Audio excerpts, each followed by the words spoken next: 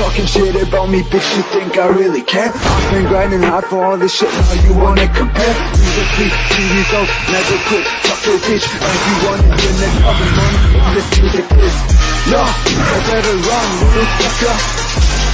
Get on my way, motherfucker. I'm coming for the #1 spot, cause I can make this shit look like a gunshot. Gunshot, gunshot, gunshot, gunshot, gunshot, gunshot, gunshot. Cause I can make this shit blow up like a gunshot.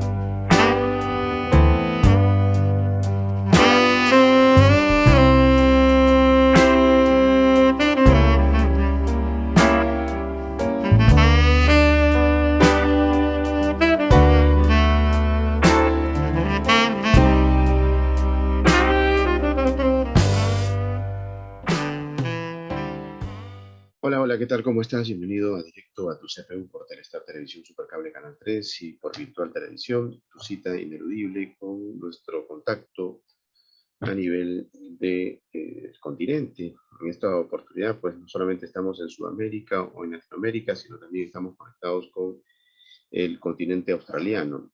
Tenemos dos invitados, uno ya consagrado dentro de lo que significa Notas Migratorias, César Vallejo 2021, lo que significó prácticamente la edición 2021, donde tuvimos, como ya es de conocimiento público, pues a 3 ganadoras.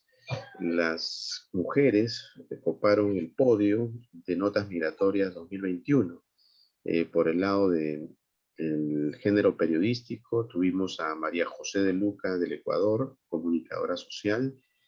Por el género narrativo, tuvimos a Laura Itzel Domínguez Martínez, de México, también comunicadora social.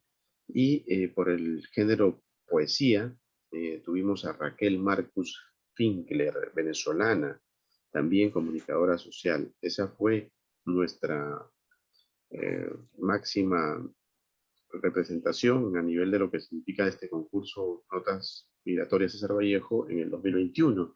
El podio de honor ocupado por mujeres, por damas. Pero también hemos tenido finalistas, como saben, 3 ganadores absolutos, que son las que hemos mencionado, y 7 finalistas. Dentro de los finalistas, pues tenemos a un participante que no tuvimos la posibilidad de entrevistarlo, de conocerlo, y que hoy vamos a conversar con él. Él está en Puerto Rico, es natural de allá de Puerto Rico. Nos comenta que está ubicado en Utuado en estos momentos. Él es don Antonio, don Antonio Ramírez Córdoba, que bueno, que con su nota migratoria en el género narrativo, La suerte de la migrante caribeña, cautivó de alguna manera a nuestro jurado y ocupó este podio también de honor dentro de los 10 que ya hacen el total de 7 finalistas y 3 ganadoras mujeres en esta ocasión en la versión 2021 de Notas Migratorias. Dentro de poco, don Antonio va a visitar Lima y esto viene a ser un un preludio de pronto de lo que va a ser esa visita. Vamos a conversar un poco al respecto. Pero también ya, como todos saben, hemos iniciado la versión 2022. Y en esta versión 2022, pues hemos cruzado el Atlántico, y no solamente el Atlántico, sino hemos llegado al continente australiano. Tenemos precisamente a nuestra invitada, que en esta ocasión es una de las primeras participantes que está siendo entrevistada para este 2022. Ella se llama Nailet Coromoto Díaz Simosa. Está residiendo en Australia, es venezolana. Como sabemos, los venezolanos pues últimamente emigran a diferentes lugares del mundo, y este lugar es bastante lejano, ¿no? Apartado de nuestro continente, pero sabemos que de mucha sintonía también. Hace muchos años hemos tenido amigos, hermanos chilenos que emigraron en cantidades grandes al continente australiano. En la actualidad ya nos va a comentar seguramente ella cómo está el panorama migratorio a propósito de su participación en Notas Migratorias, César Vallejo. Ella escribe también en esta edición, nos habla de vivir el laberinto de tu propia identidad, y todo eso y mucho más en esta edición de Directo a tu CPU. Bueno, vamos primero con el saludo de nuestro hombre con mayor experiencia, quizás por los años que lleva consigo, don Antonio Ramírez Córdoba. ¿Qué nos podría decir de Utuado para que la gente ubique un poco geográficamente el lugar? Quizás algún escritor destacado de Utuado, no sé, ¿qué nos puede comentar del lugar, don Antonio? Bueno, yo llegué a Utuado cuando se inauguró el Colegio Regional de la Montaña de la Universidad de Puerto Rico, que actualmente es un recinto autónomo. Es un lugar mirífico, un lugar montañoso, con un verdor maravilloso, donde hay mucha tranquilidad. Yo vivo en el campo, en un barrio llamado Paso de Palma, y veo pues las montañas más altas del país, o de las más altas del país, Cerro Morales, que se llama así desde el 1511, porque Juan Ponce de León, el primer gobernador español, envió a Diego Morales a buscar taínos para la construcción de Caparra, la primera ciudad que se fundó en Puerto Rico, y se morían. Entonces mandó a buscarlo, y cuando vio el cerro, le llamó Cerro Morales, desde el 1511. Es un lugar que amo a tal extremo de que no suelo bajar mucho a las grandes ciudades. Vivo muy tranquilo, lejos del mundanal ruido. Como decía Fray Luis de León, leo mucho, escribo. Gente maravillosa, gente muy hospitalaria. Así que ya me jubilé, obviamente, porque eso se remonta a 1979. Tan pronto yo venía de grandes ciudades. Yo había enseñado en Nueva York, me había formado en Barcelona, España. Soy del área metropolitana de Bayamón, que es inmenso. Y me quedé aquí en Utuado, vivo muy tranquilo, muy tranquilo. No me arrepiento de haberme quedado aquí. Coméntenos un poco sobre ya la parte suya, don Antonio. Usted Sí. es poeta, dramaturgo, ensayista, narrador, crítico literario y Sí. catedrático universitario retirado, ¿no? Dentro retirado. de todas esas facetas, ¿con cuál se queda? ¿Como poeta, como dramaturgo, como ensayista, como narrador? ¿Con cuál sería su fuerte, según? Pues es muy difícil realmente contestar, pero obviamente he tenido muchísimos logros en la poesía, muchos premios, 3 premios internacionales, ¿eh? O sea, incluido en antologías importantísimas, ¿eh? Amo mucho el teatro. Actualmente estoy escribiendo micro teatro, que es un teatro de 2 parlamentos, como un reto al director. El cuento es muy difícil, no he escrito mucho realmente. He tenido logros, pero el cuento me cuesta muchísimo. Y crítica literaria he hecho cuando he podido, acertada. Eso es mi quehacer. La poesía, pues obviamente me acompaña a diario. Me acompaña desde el 1959, cuando me topé con ella por primera vez, con la poesía de Rubén Darío y de un poeta puertorriqueño llamado José Antonio Dávila.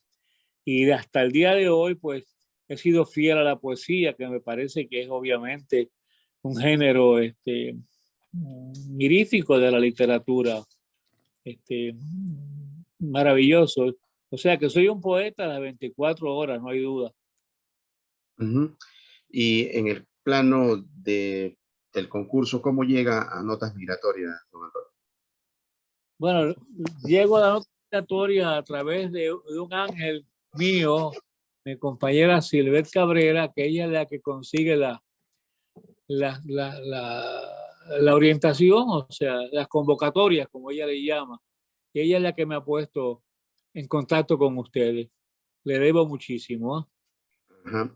Y ya lo conocía Vallejo, coméntenos sobre Oh, Vallejo. oh, sí, bueno, ya yo había leído a Vallejo de joven, en 1962 ya había leído Los Heraldos Negros, por Ajá. supuesto. Y Vallejo es un poeta único en el planeta. Sí, pues lo he leído y lo he releído. Trilce en España, aparta de mí está el Cali. Los Heraldos Negros, por supuesto. Hay golpes tan fuertes en la vida, yo no sé. Eso no lo he olvidado nunca. Golpes como el de Dios. Ujú. Y dentro de la literatura peruana, ¿con quién se queda, don Antonio? Muy difícil, realmente muy, muy difícil, muy difícil. Últimamente he leído a Blanca Varela, Alejandro Romualdo, Winston Orrillo. Ajá. Sí, es muy difícil. Poetas peruanos son cimeros, ¿ah? Son Ujú. cimeros, no hay duda. Y Ajá. tengo un amigo, también un gran poeta, Santiago Rizzo, poeta contemporáneo. Sí, pues, la literatura peruana, pues he leído a Vargas Llosa, he leído a Argueda, sí. Sí, Ujú. lo más que he podido realmente. Bueno, Ciro Alegría estuvo aquí en Puerto Rico. Ciro Alegría fue profesor en la Universidad de Puerto Rico. ujú. Sí, y Sí, leí El mundo es ancho ajeno, ¿verdad? sí, un gran escritor, un Sí, gran sí. narrador, Ciro Alegría. Bueno, vamos a seguir hablando con don Antonio, pero ahora nos vamos a cruzar continentes y un poco a ilustrarnos de la nota migratoria de Nailet. Nailet nos permite tal vez dar una mirada a lo que significa esa travesía, ¿no?, contemporánea de atravesar mundos. Y creo que es otro mundo en el que se encuentra Nailet. Nailet, bienvenida y gracias por estar ahí. Bueno, muchísimas gracias, Jorge, por la invitación, la deferencia de estar aquí, pues compartiendo no solamente contigo, sino veo que don Antonio es todo un veterano, pues versado en lo que es el mundo de la literatura. Me considero que estoy dando mis primeros pasos a pesar de la edad, puesto que mi área más que todo era prensa. Fui durante 15 años corresponsal de prensa en Venezuela, trabajando para televisoras nacionales y después para televisoras privadas. El caso de Venezuela, bueno, es un caso ya público y notorio de lo que ha sucedido con la prensa, con la libertad de expresión. Y eso es lo que me trae a estas tierras tan lejanas de mi país, puesto que en Venezuela fui víctima de persecución, no solamente por mi oficio, sino también por ser político, por estar inmersa en lo que es la política a través del trabajo social, puesto que el periodismo y la política quizás van de la mano, porque tú tienes la oportunidad de ver de frente lo que es la sociedad como tal en su más profundos interiores. Y bueno, eso te permite a ti quizás de alguna manera tratar de ver cómo puedes solucionar algunas cosas, quizás intentando ser un líder social. Bueno, todo esto me llevó a tener que confrontar y enfrentar a un régimen que ha mantenido durante casi 3 décadas ya a Venezuela sumergida en una miseria. Y al tener que enfrentar ese monstruo, tú tenías 2 oportunidades. O lo vences o eres vencido por él. Y cuando eres vencido por él, pues nada, tienes que huir. Me tocó la amarga experiencia de huir de Venezuela, caminar durante varios días, 21 días, desde Cúcuta hasta Quito. Quito me abrió las puertas, me dio la oportunidad de recibir el estatus de refugiado, más sin embargo, Sudamérica no estaba preparada para, digamos, afrontar el fenómeno de Venezuela. Y bueno, dadas las circunstancias de los cercanos, siendo casi países vecinos, Venezuela, Ecuador, Colombia, se presentaron una serie de circunstancias que atentaron contra mi vida y contra la integridad física de mi grupo familiar.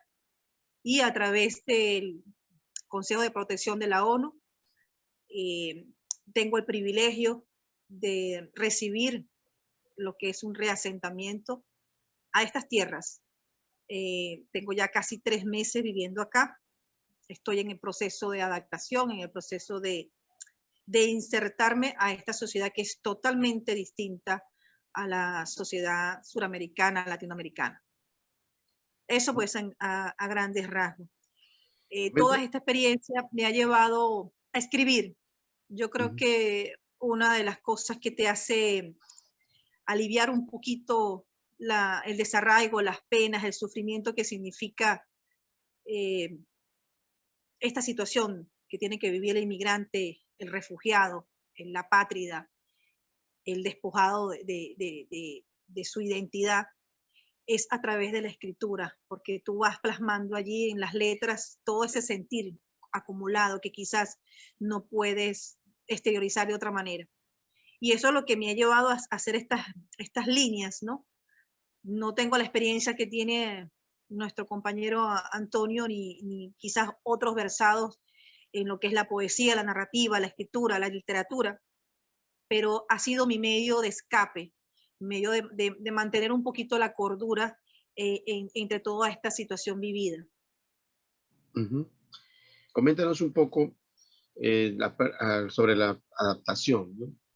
Normalmente escuchamos a un venezolano adaptándose a las dificultades que pueda tener en un país vecino como Ecuador, como Colombia, como Perú, como Chile, pero difícilmente escuchamos a un venezolano en un continente tan alejado como es Australia, ¿no?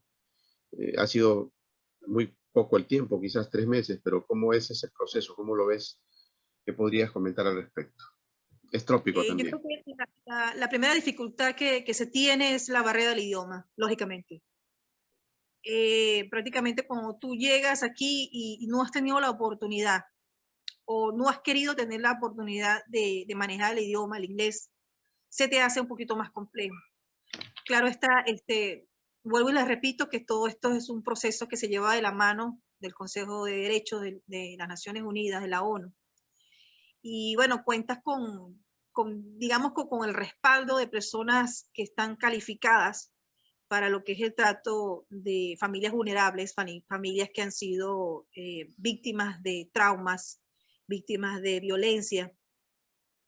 Como le comentaba al previo, aquí nosotros hacemos vidas con familias afganas, familias que vienen de África, de Asia, inclusive de países de Caribes, de Cuba y Centroamérica. Aquí tenemos familias de Centroamérica, Honduras, El Salvador.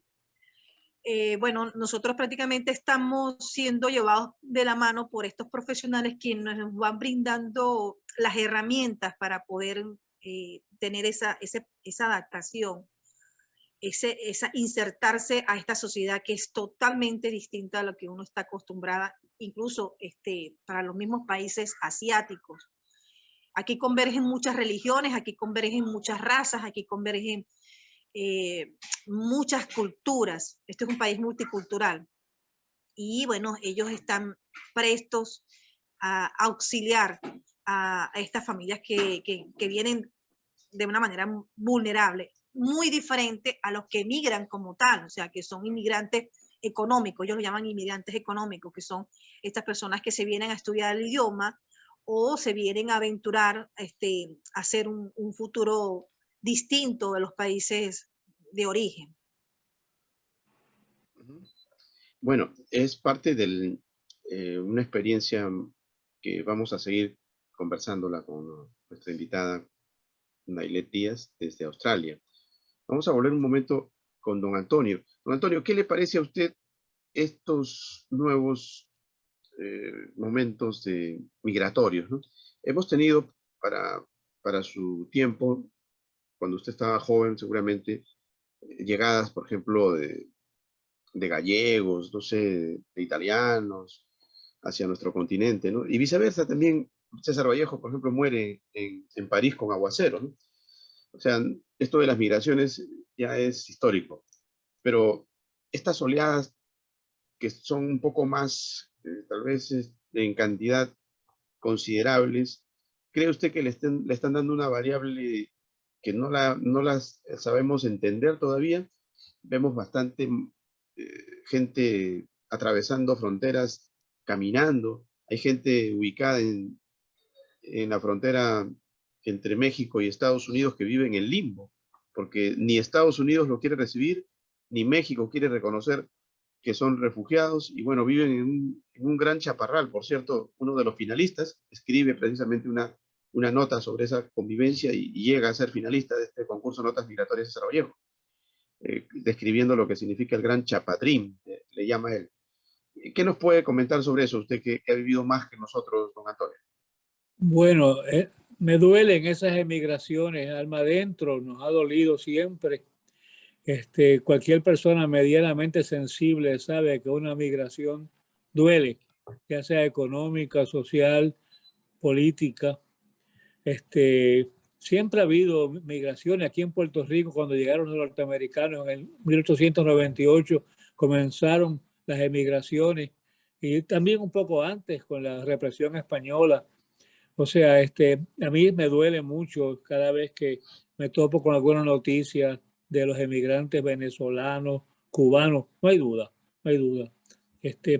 Amo la libertad y el respeto al ser humano incondicionalmente.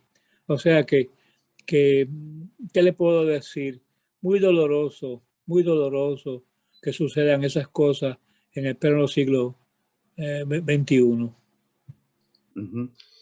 En el caso de Puerto Rico, siempre se tiene esa dependencia norteamericana.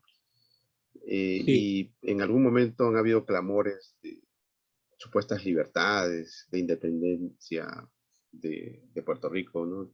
En el plano político. Pero esos saludos a la bandera se han deformado, ¿no? Y han constituido gobiernos forajidos, por ejemplo, en Sudamérica, como el caso venezolano, ¿no? Inentendibles, porque son países ricos económicamente y pobres en su constitución política y social, ¿no? Prácticamente le hacen daño a sus propios paisanos, los que llegan al poder. Ahora, estando inmerso dentro del poder económico y político norteamericano para los puertorriqueños, ¿todavía usted cree que esa aspiración de independencia tiene asidero? ¿O usted cree Sí. que están bien como están? No está muy bien, no está bien nada, nunca ha estado bien. Y ese Estado Libre Asociado resultó ser una farsa. Sí, hay conciencia del independentismo en Puerto Rico. Eso no se ha extinguido y es fuerte. Lo que pasa es que en las urnas, pues, aparece obviamente dominando el partido anexionista y a veces el Partido Popular Democrático de Muñoz Marín, pero no se pierde la fe. Todavía hay un despertar de pueblo en nosotros y un amor inmenso a nuestras tradiciones, a nuestra historia de muchas personas. O sea, no estamos vencidos, ¿ah? Pero ¿no cree usted que se puede llegar al error, por ejemplo, venezolano, donde los venezolanos, por ejemplo, les gusta el béisbol. El béisbol es un deporte americano. A los venezolanos les gusta comer perro caliente, hamburguesa, que son comidas chatarras norteamericanas. O sea, los americanos se instalaron en Venezuela y les dejaron todas sus costumbres. Y luego aparece este personaje supuestamente reivindicatorio, independentista, y ocasiona esta hecatombe económica que prácticamente tiene sumergido a Venezuela en el caos existencial. ¿No cree usted que atreverse a este tipo de libertinajes podrían ser suicidas? No debería haber un manejo mucho más No, alturado, ¿no? Mucho menos, de repente, poco reflexivo por parte de lo que se ha visto en el caso específicamente venezolano, por poner un bueno, ejemplo, ¿no? eso es un misterio realmente, uno no puede, uno no es profeta, ¿verdad? Lo que sí es que a mí me corresponde, como a tantos, sostener y propagar el fervor por la independencia, pues porque es nuestro país que es único realmente en el mundo también. O sea, tenemos una historia maravillosa, hablamos y pensamos en español, no somos, debemos ser norteamericanos. Eso es mi punto de vista. Uh-huh. Bueno, es importante escuchar, ¿no? Que efectivamente existe un panorama de esperanza libertaria, a pesar de que esas libertades a veces son transgredidas por los que logran el supuesto eh, proceso satisfactorio para las grandes mayorías. Y solamente una cúpula es la que logra finalmente disfrutar de esa libertad. Nos referimos específicamente a Cuba y Venezuela, lamentablemente, donde se ve que hay una hegemonía eterna, prácticamente que condena a personalidades como Naylet a salir expulsadas de sus países. Naylet, no sé si puedes comentar algo al respecto, si te parece que podrías tú tal vez hablarnos un poco de esa libertad que, entre comillas, se ha reivindicado en Venezuela, o tú crees que no. A ver, yo quiero hacer un paréntesis para explicarles un poco el caso de Venezuela, ¿no? Porque siento de que siempre tienden a confundir realmente lo que sucede en Venezuela. Venezuela está tomada ahorita por grandes mafias transnacionales del crimen. Entonces, Venezuela no puede ser considerada simplemente una dictadura. En Venezuela hacen vida grandes mafias del narcotráfico, digamos, casi que protegidas por elementos subversivos llamados de la FARC, de ELN, de nuestro vecino, o sea, del país vecino, que es Colombia. Casi fueron alimentadas por el régimen que se implantó a través del presidente Hugo Chávez y dejando su sucesor Maduro, esto se exacerbó. En el previo conversábamos usted y yo sobre la semilla, ¿no? La semilla que fue implementada o fue sembrada, perdón, en Venezuela, en estas generaciones. Yo diría que la política, el populismo, fue alimentando, fue cultivando esta semilla. Y eso fue lo que dio paso a Chávez. Había un gran descontento en la población venezolana, en la sociedad venezolana, considerando de que éramos merecedores de gerentes que pudieran gerenciar, pagar la redundancia, los grandes recursos que tenía el país.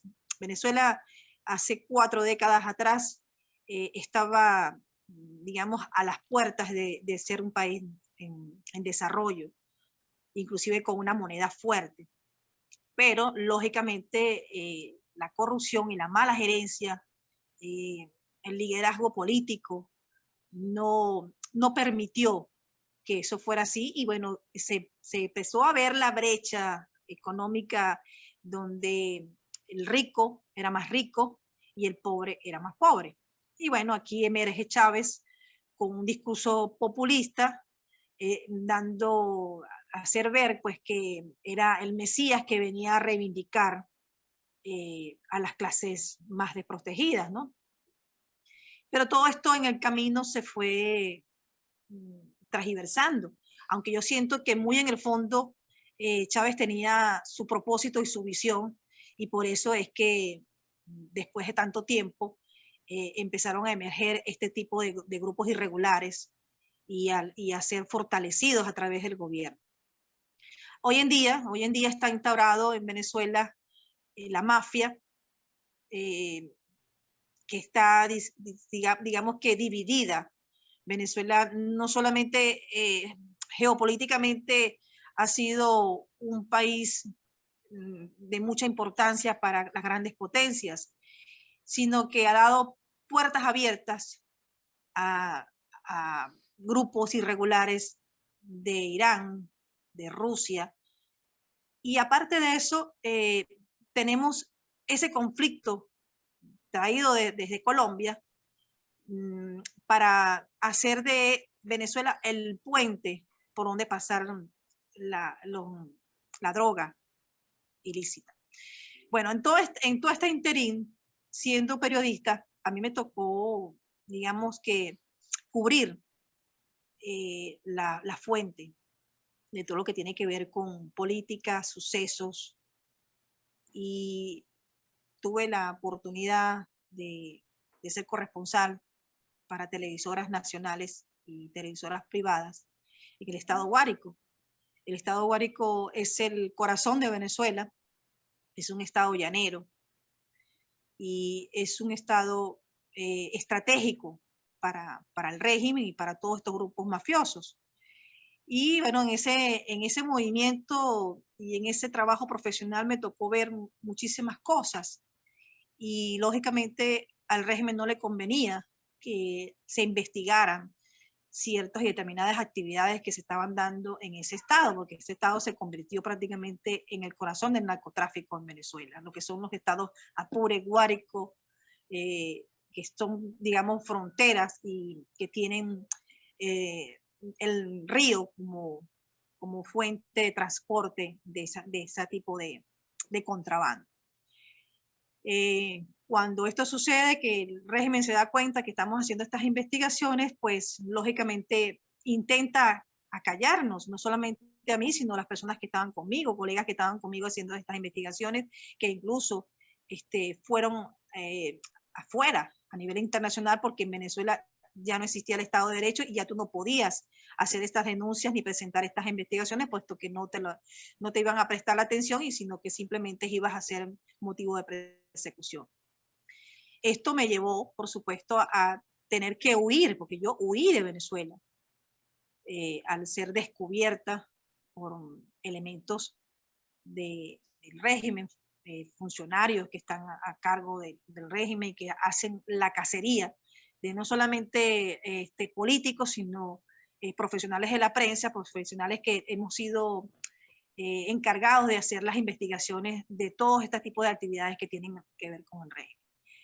Y bueno, me tocó huir del país por trochas, me tocó tomar a mi familia, dejar mi casa después de un allanamiento, donde incluso se apropiaron de equipos de trabajo, porque yo tenía una productora, yo tenía mi propia productora con la cual hacía las actividades de prensa, las pautas, y dejar todo y traerme prácticamente ropa para cambiar, y inclusive los documentos, pocos documentos de paso que me identificaran a mí y a mi grupo familiar, porque ese es otro aspecto de control social que ha ejercido el régimen, que es que no te da identidad. Y de ahí fue de donde nacen mis líneas, porque cuando tú pierdes la identidad, cuando te arrebatan la identidad, estás prácticamente en minusvalía. No solamente desde el país de donde tienes que huir, sino ante los otros países que te reciben, porque tú no tienes ese documento que te identifica y que te hace ver quién eres. Y desgraciadamente el régimen, para las personas que de una u otra forma le hemos hecho lo hemos enfrentado, ellos nos borran prácticamente, no existimos, y porque tienen esa facultad, pues ellos tienen todo el control de lo que es el sistema de identificación, trabajo, en fin. Y cuando tú llegas a otro país y ni siquiera tienes pasaporte, apenas tienes una cédula y esa cédula está vencida, donde inclusive tus propios documentos de formación académica no los tienes porque las universidades prácticamente no te los dan, te borran del sistema educativo, tú te encuentras en una situación muy crítica, puesto que te toca comenzar de cero, pero comenzar de cero sin nada. Y así nos tocó a nosotros. Y aparte de eso, como les comentaba en principio, estos países no estaban preparados para recibir este fenómeno. Y bueno, ciertamente en ese interín, en ese boquete que se abrió por donde íbamos cualquier cantidad de grupos de personas, seguramente dentro de eso habrán buenos y habrán malos, habrán personas profesionales, y dentro de todo eso se fueron también mezclando con gente de mal vivir, y inclusive enviados directamente por el régimen para hacer la cacería de algunos elementos que para ellos eran importantes hacer que se devolvieran al país, o ver qué actividades estaban realizando en los países vecinos. Entonces estas personas, estos elementos que vienen del crimen, delincuentes, muchas veces eran enviados, porque fíjese, si usted se pone a ver que en la prensa en Perú encontrábamos que habían elementos que inclusive estaban siendo solicitados en Venezuela y que habían sido reos de la justicia con un pasaporte, cosa que ni siquiera un ciudadano común podía tener. Entonces tú te decías, bueno, ¿y cómo estas personas tenían pasaporte? Inclusive teniendo hasta identificación de siendo fuerzas policiales. Entonces ahí es donde tú te das cuenta de que el mismo gobierno los enviaba para hacer la cacería en contra de las personas disidentes, opositores políticos, militares,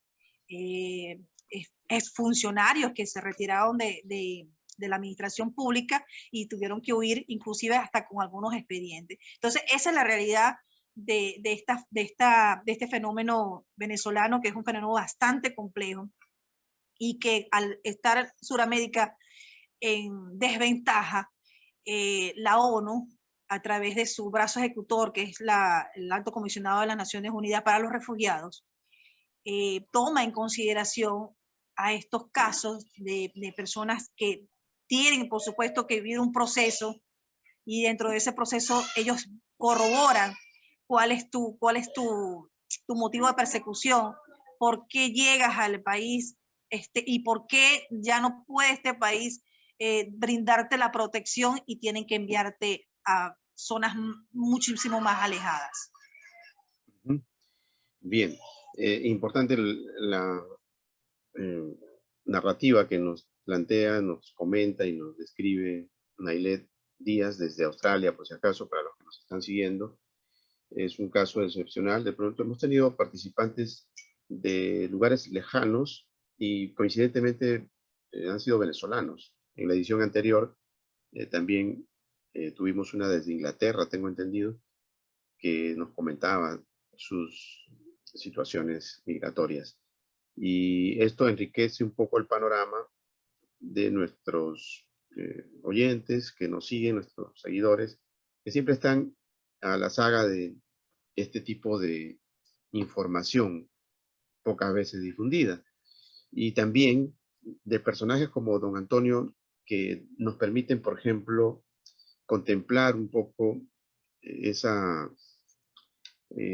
expresión ya llevada a la narrativa con la suerte de la migrante caribeña, que es la nota migratoria que lo lleva a ser finalista de la edición 2021, César Vallejo. Coméntenos un poco cómo así coincide un poco, tenemos a Nailet, que es caribeña también, esta suerte tan adversa que usted nos la plantea metafóricamente y nos hace tal vez arrojar por ahí unas lagrimitas, ¿por qué no? Porque es una situación bastante patética la que corre esta migrante caribeña, don Antonio. Sí, bueno, no le he entendido bien lo que O sea, pero coméntenos sobre la nota, cómo así la crea, en qué momento y en qué se inspira. Creo que coincide un poco con lo que hemos estado conversando. bueno, yo creo en la libertad, de movimiento, la libertad. Yo soy un humanista. Pues, si es que he entendido bien el planteamiento suyo, pero déjeme 30 segundos decir que el pueblo puertorriqueño es heroico.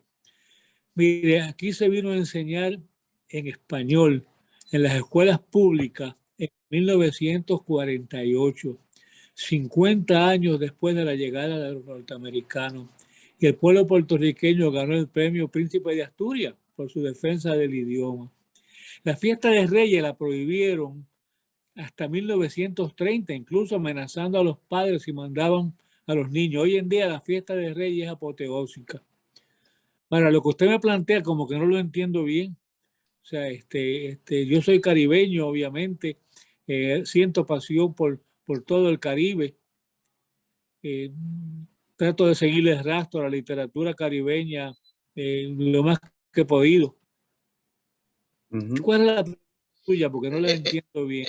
Sobre la nota que escribió, la nota ganadora, ¿no? O sea, la finalista, la suerte de la migrante caribeña, que nos comente un poco cómo se inspiró, cuándo la creó y cuándo la envió al concurso. Bueno, lo que pasa es que eso yo lo escribí hace tiempo. Entonces Silvet lo conservaba el relato, ¿ves? Y lo envió. Sí. Pero yo no tengo la costumbre de releer lo que escribo yo, porque estamos amigos, ¿ah? Me da hasta mucho miedo releer lo que escribo, pero lo tenía Silvet y lo envió a la convocatoria. Y no recuerda exactamente cuándo fue que se inspiró en ello, en qué momento, qué le pasó. Para los años 80, para los años 80, yo solía escribir en mi oficina en la universidad, me entretenía escribiendo, ¿ah? Sí. O sea que, pues, no podría contestarle la pregunta porque realmente yo no he leído el relato. Bien, bueno, simplemente Ni releo, no suelo releer nada mío. Yo, Ajá. el otro día es una obra de teatro que escribí, que la he encontrado muy valiosa, pues yo no la había leído desde el 82, imagínense. No sé si es un pecadillo o es un acierto mío, pero no suelo releer lo que escribo. ¿A qué le escribe Antonio Ramírez Córdoba? ¿A qué le escribe? ¿A qué le escribe? ¿En qué se inspira? Caray, me inspiró en los temas eternos de la literatura, el paso del tiempo, la muerte, Dios, la naturaleza, la patria, sí, sí, la soledad, ¿Ha llegado, la libertad, ¿Ha llegado a escribirle a algunos personajes así de la historia, de la política, de la misma literatura, o no los personaliza? Bueno, perdone, o sea, sí escribí un ensayo sobre un puertorriqueño inmenso que se llamó Don Rosendo Matienzo Cintrón. Escribió un ensayo. Le he hecho homenaje a don Gilberto Concepción de Gracia, el fundador del Partido Independentista, a Hostos, que es educador de América. Ahora, dentro de pocos días está visitando Lima. Coméntenos, Sí. ¿va a ser la primera vez? ¿Ya ha venido varias veces a Lima? No, es la tercera vez que iría a Lima. Ajá. Coméntenos qué le pareció Lima y para qué vino anteriormente, para qué fechas. Bueno, la primera vez fui como turista y entonces la segunda vez fue que me publicaron en Lima la editorial Alejo un libro de haiku, Indeclinable Asombro. Y lo pasé muy bien y conozco el centro de Lima y qué decirle, o sea, no es horrible, como dijo Sebastián Salazar Bondi, tentadora, es poética. ¿Ah? Lima la horrible, decía él, ¿no? Bueno, Sí. pero creo que Lima todavía conserva su belleza, a pesar de Oh, su... sí, por supuesto, y esa parte antigua, está la catedral, esas calles preciosas, preciosas. Ujú, Mi- ajá. Bueno, vamos a preguntarle a Nailet que, en qué se inspira, en qué se inspiró bueno, ya es inevitable la respuesta, ¿no? Para participar en notas migratorias, en vivir, por ejemplo, el laberinto de tu propia identidad. ¿Sientes que tu identidad estuvo por ahí extraviada en algún momento, Nailet? Ciertamente sí, porque cuando tú te pones a ver que pierdes todo, pierdes casa, eh, pierdes inclusive trabajo, tu patrimonio económico, tu patrimonio material, sientes que esa identidad se perdió y comienzas a buscarlo en otras tierras, ese periplo, Colombia, Ecuador, Australia, y empiezas a hacer esa búsqueda, ¿quién soy yo? Realmente fui porque viene alguien con mucho poder que tiene la capacidad de desaparecerte y entonces empiezas a sentir ese limbo. Ciertamente soy yo, o sea, vengo de aquí, realmente fui venezolana, realmente fui periodista, realmente fui madre, fui... Eh, en fin, es una sensación muy, muy difícil. Y vuelvo y repito que esta inspiración para mí ha sido como drenar ese dolor, esa pesada carga que he llevado durante casi 4 años. Mm, Y a través de las letras he podido tener un poquito de paz, porque llega un momento que vives un infierno. En Ecuador, inclusive, mi familia estuvo expuesta porque gente del régimen llegó a encontrarnos allá en Ecuador y vivimos la persecución y prácticamente la amenaza latente, donde inclusive el país tuvo que brindarnos protección a nivel policial hasta que llegara la oportunidad, porque desgraciadamente cayó la pandemia y Australia se cerró herméticamente su frontera y no podíamos salir de... prácticamente llegamos a un momento que estuvimos en Ecuador presos, o sea, presos en el extranjero, porque no podíamos salir de casa porque estábamos expuestos a una amenaza latente de que en cualquier momento secuestraran a alguno de mi grupo familiar más cercano y inclusive habíamos recibido amenazas directas donde me exigían regresar nuevamente al país. Entonces toda esa situación donde tú te pierdes, es un laberinto donde quieres encontrarte y decir nuevamente soy yo. Inclusive yo tuve que cambiarme hasta dejar de llamarme por mi nombre, mi primer nombre, y empezarme a llamar por un segundo nombre, por el segundo apellido, tratando de evadir a los sabuesos que estaban detrás de nosotros. Es eso, Jorge, Antonio, la situación del perseguido venezolano es muy difícil y no soy la única. Conozco militares, funcionarios, exfuncionarios de la administración pública que han vivido esta situación y que quizás no han contado con la suerte o la bendición de Dios de poder salir de las garras de ujú, estos sabuesos. ujú, Y yo considero que el momento de que Australia me brinda el asilo político, yo vuelvo a nacer. Y al estar en estas tierras es que empiezo a buscarme, a intentar encontrarme y resulta que no me puedo llamar nuevamente Naile Coromoto Díaz y Moza porque quedó en Venezuela y quedó prácticamente enterrada ahí. Ahora tengo que empezar a reescribir nuevamente otra historia, si bien es cierto, hasta con nombres distintos porque el idioma ya no es, o sea, la misma barrera del idioma te cambia tus propios nombres. Entonces este reencuentro es hacia otra persona. Yo creo que ya yo no soy la misma ya la que quedó en Venezuela quedó allá. Ya la que está aquí es una nueva persona, inclusive mi familia está en ese proceso de ser unas nuevas personas, es un nuevo nacer. Y en esa búsqueda, pues, nace el laberinto de tu propia identidad. Ajá. Bueno, esperemos que de alguna manera este espacio te permita, como creo que ha sido, una especie de catarsis, y también al mismo tiempo, más adelante, pues, ¿por qué no trabajar con lo que significan nuestros programas? Porque necesitamos más permanentemente información de los más alejados, en especial, de los más apartados de este mundo que nos cobijó inicialmente aquí en Sudamérica, ¿no? Y que nos lleva de repente a lugares inusitados, inesperados. Pero bueno, creemos que sí hay una identidad también con Australia. Sabemos de muchos migrantes ya de décadas pasadas, 30, 40 años, y les ha ido bien, les ha ido bien, han logrado volver a renacer. Así que no pierdas la esperanza de ese renacimiento, Nailet.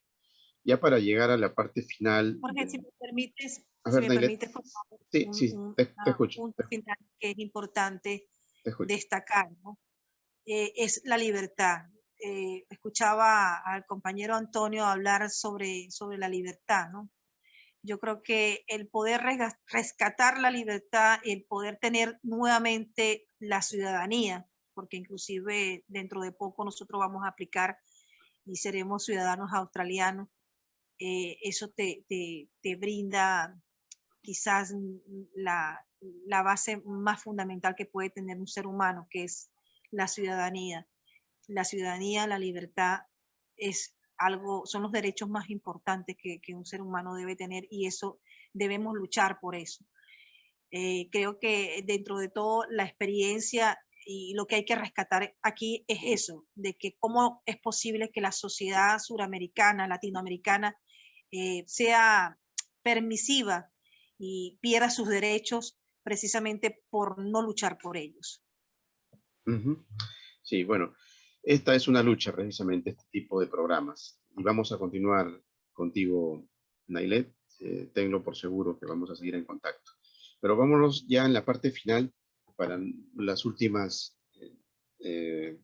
tal vez, conversación en voz alta que tenemos con don Antonio y contigo. Don Antonio está próximo a visitar Lima. Va a ser recibido por el poeta chalaco Santiago Augusto Rizo Bendezú, autor de Ciudad de Bisagras y director de Mamalia Comunicación.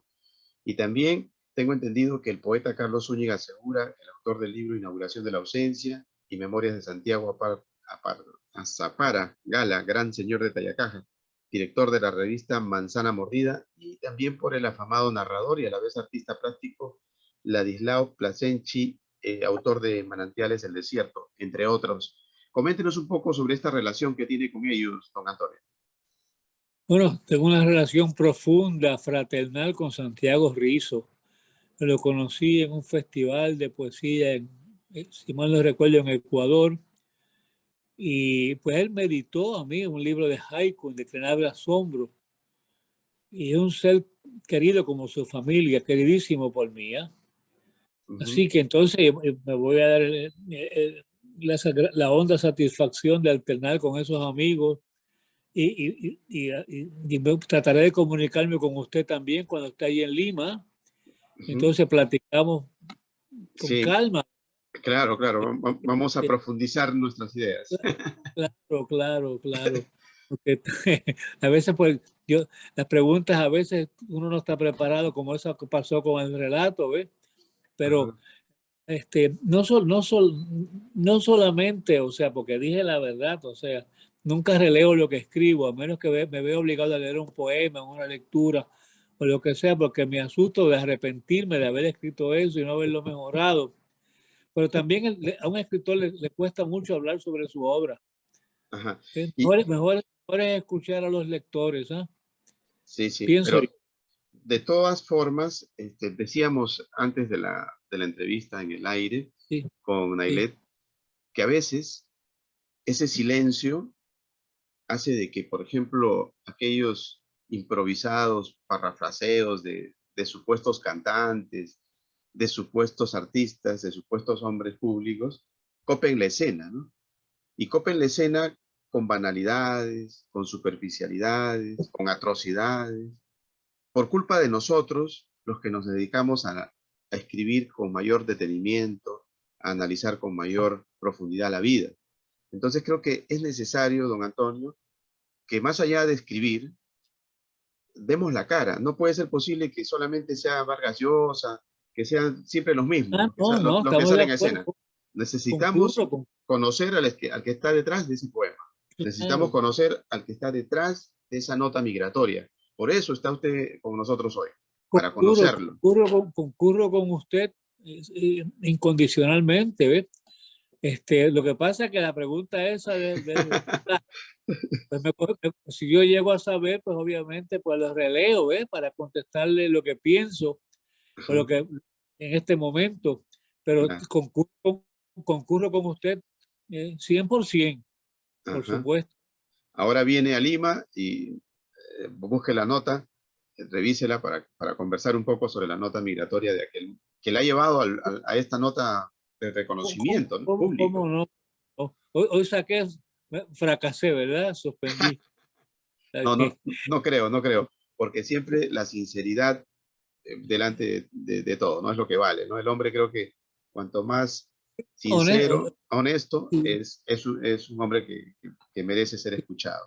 Y claro. como usted escribió alguna vez, algún día veremos ascender al pájaro de fuego en una Ah, casa frente al mar, con la corona del amor en las manos, y con el alma iremos a la dicha de nuestra suerte, en un lugar de la noche, y nos haremos vida entre las olas. Oh, puro instante imaginado. ¿Cree bueno, usted, séptimo. cree usted Ajá. que esa imaginación la podemos consolidar, la debemos consolidar? Ah, por supuesto, un testimonio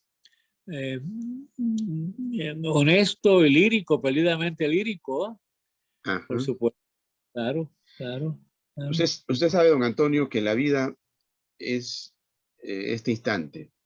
Y más allá de la Claro. vida, quedamos por ahí en esos libros, quedamos en estas entrevistas. ¿Cómo quisiera que lo recuerden, don Antonio, ya para terminar esta nota? Pues vaya uno a saber, en mi país hay mucho olvido, hay mucho olvido. Ujú.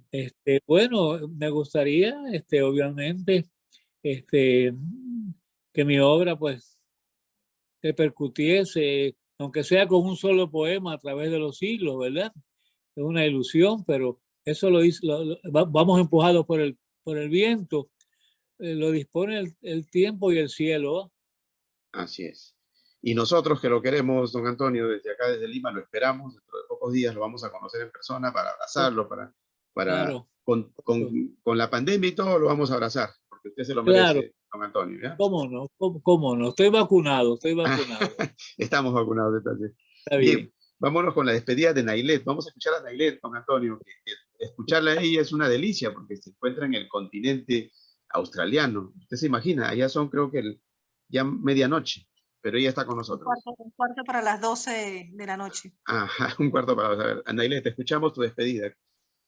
Despídete de tu público y gracias por participar en Notas Migratorias.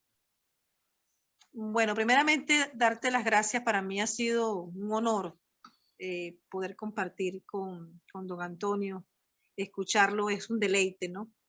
Ujú. Y tener el privilegio de tenerlo sano y en plenas facultades, bueno, pues es para la sociedad, para la literatura, un privilegio también. Despedirme, bueno, yo creo que haciendo un poquito la pregunta que le hiciste, ¿cómo te gustaría que te recordaran? Yo siento que cuando tú escribes y quieres trascender en el tiempo el mensaje que quieres dejar, ¿no? Ese mensaje libertario. Yo pienso de que eso es lo que uno tiene que plasmar en algunas líneas. Y tal cual como decía, algunos escritores se se ponen a escribir en cosas muy banales, que no tienen nada que dejar, nada positivo, incluso hasta con mensajes contradictorios, ¿no? Y aquellas personas que dejaban esos mensajes filosóficos, esos mensajes de vida, de esperanza, de libertad, se han ido como apagando. Entonces, me gustaría que en algún momento, en un futuro, poder seguir conversando y poder seguir planteando lo que es la lucha hacia la libertad, hacia los valores, hacia eso que estamos olvidando, lo estamos dejando atrás y quizás impulsado por estas nuevas tecnologías, ¿no? Este afán del ser humano de hacer todo sistematizado, todo robotizado. Entonces, me quiero despedir con eso, con ese mensaje de retomar nuestra esencia y dejarla plasmada ahí, que quede en una huella sobre la arena, sobre las arenas del tiempo. Bien, gracias Nailet, gracias don Antonio, hemos llegado al final. Bueno. Le agradecemos eternamente, vamos a seguir en contacto, ya lo esperamos ya en Lima, próximamente va a estar acá con nosotros, y a Nailet le decimos hasta pronto, porque vamos a seguir Y un en contacto. abrazo, un abrazo grande para Nailet, ¿eh? Un abrazo grande para Nailet, un abrazo puertorriqueño que llega hasta Australia, ¿está bien? Sí, bien, chévere, gracias don Antonio. Lo recibimos, don Antonio. Recuerden que la cita es por Telestar Televisión, Supercable Canal 3 y por Virtual Televisión. Chao, cuídense.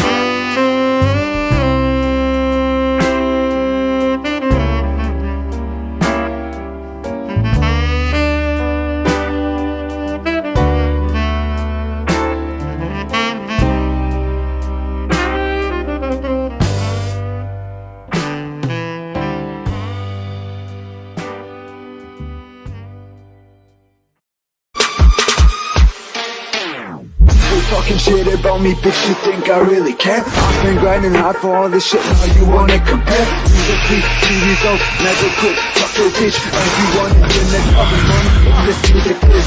Yo, I better run, little fucker. Get on my way, motherfucker. I'm coming for the #1 spot, cause I can make this shit look like a gunshot. Gunshot, gunshot, gunshot, gunshot, gunshot, gunshot, gunshot. If I can make this shit blow up like a gunshot.